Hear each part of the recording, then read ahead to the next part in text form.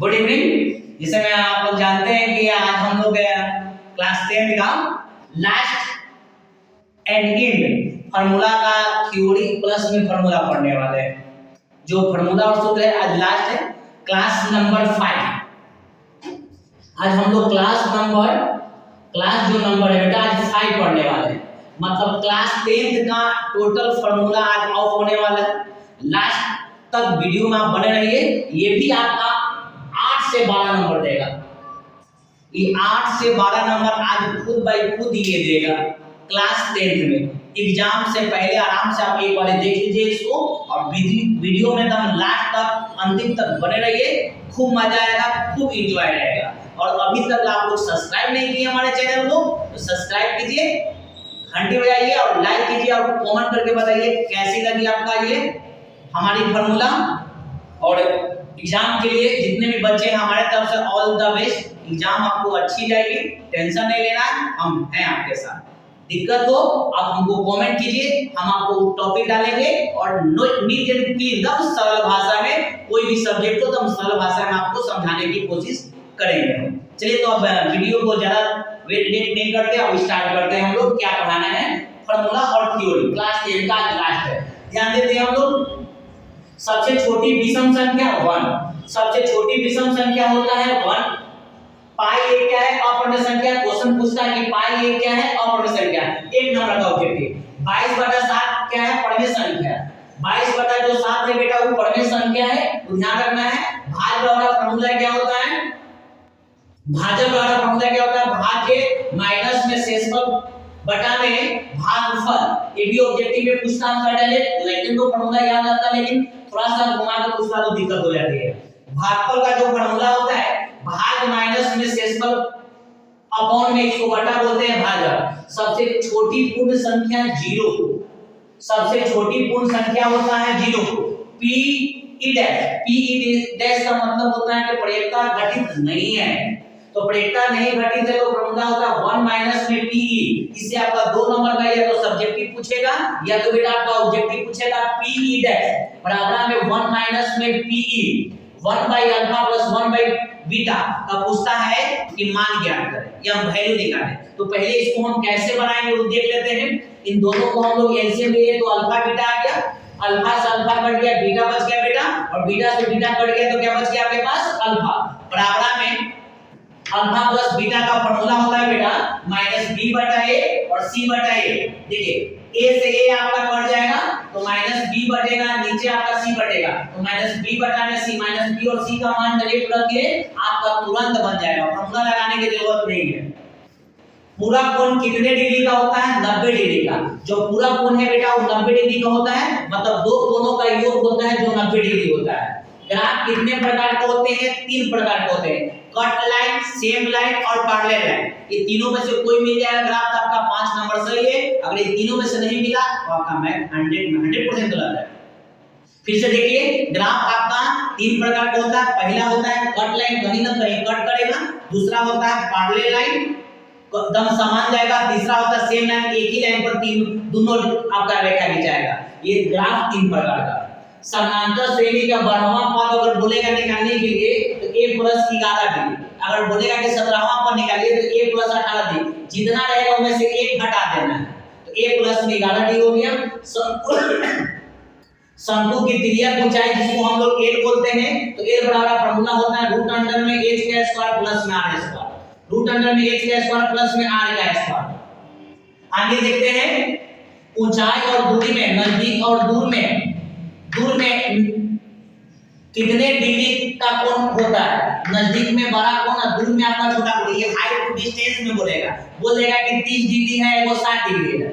एगो 30 डिग्री एगो 60 डिग्री बोलेगा तो आप उसमें क्या करिए कि नजदीक वाला को 60 डिग्री लेना है और दूर वाला को 30 डिग्री लेना है। मैथ आपको बन जाएगा। sin 45 का मान होता है 1/√2 और नमन कोण का मतलब होता है ऊपर से नीचे, मतलब छत पर चढ़ जाइए और ऊपर से नीचे काटिएगा तो अवनमन कोण।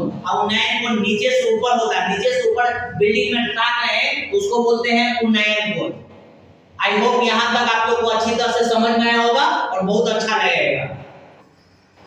आगे बढ़ते हैं। ऊर्ध्वाधर बोलेगा तो समझ लीजिए कि सीधा बोला है।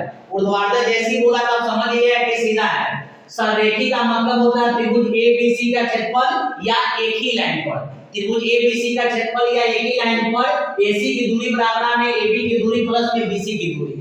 क्या देखिएगा, निर्देशांक ज्यामिति में अनुपाती राशि नहीं दिया रहे तो क्या मानते हैं? जब निर्देशांक ज्यामिति में विभाजन सूत्र के लिए, अंतर के लिए या तो बाहर के लिए आपको पूछे, जब अनुपाती राशि बेटा नहीं दिया रहेगा तो मान लेते हैं k अनुपात 1, n का वैल्यू k और n का वैल्यू 1। पहला वाला n का वैल्यू होता है, दूसरा वाला n का वैल्यू। देखिए n का वैल्यू 1, n का वैल्यू k और n का value 1।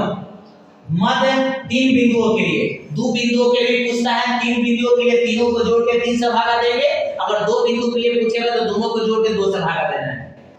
cos 30 degree √3/2 sec 30 degree 2/√3 cosec theta का फार्मूला होता है 1/sin square theta, curve square बटा में लंब स्क्वायर और 1 प्लस में cot स्क्वायर थीटा। वृत्त तथा उसकी स्पर्श रेखा के उद्दिष्ट बिंदु को क्या कहा जाता है? वृत्त तथा, वृत्त को ले लेना है, वृत्त तथा उसकी स्पर्श रेखा के उद्दिष्ट बिंदु को क्या कहते हैं? स्पर्श बिंदु। ऑब्जेक्टिव में 1 नंबर पूछता है। परियक्ता में कुल तारों की संख्या कितनी होती है? √2। कितना होती है? कार्ड ये लिखा हुआ है, कार्ड। परियक्ता में कुल कार्डों की संख्या होता है 52, मतलब 52। सब 13 को कार्ड होता है, 13 को लाल होता है, 13 को चिड़िया होता है, 13 को काला होता है और 13 को आपका सब होता है। सब आपका चर्चल होता है, एक का 4 को, गुणांक 4 को, बीबी 4 को, दुकी 4 को, ऑल टू ऑल आपका चर्चल होता है। सभी वर्ग होते हैं समूह। ये भी ऑब्जेक्टिव में 1 नंबर का पूछेगा। सभी वर्ग होते हैं समूह।